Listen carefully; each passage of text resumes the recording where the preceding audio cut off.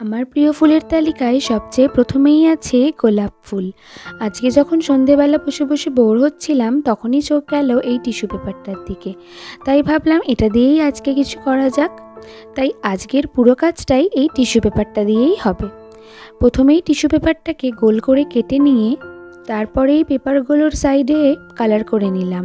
Colour করে নেওয়ার পর ওয়াটার স্প্রে করে পুরো টিস্যু পেপারগুলোকেই ভিজিয়ে নিলাম যাতে কালারগুলো ব্লেন্ড হয়ে যায়।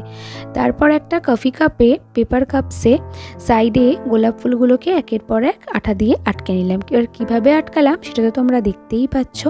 এবার বলো তো যে গোলাপ ফুল তোমরা আর কে কে ভালোবাসো? আমি কিন্তু নানা রকমের এই পেপার দিয়ে ফ্লাওয়ার বানাতে ভীষণ ভালোবাসি। আর গোলাপ ফুল যেহেতু আমার সবচেয়ে প্রিয় ফুলগুলোর মধ্যে অন্যতম, তাই আমি এটা খুব আনন্দ করেই বানিয়েছি। আর দেখো গোলাপ ফুল তো রেডি হয়েই গেল। কমেন্টে জানিও তোমাদের কেমন লাগলো। ভালো লাগলে ভিডিওটা লাইক করে দিও। টাটা।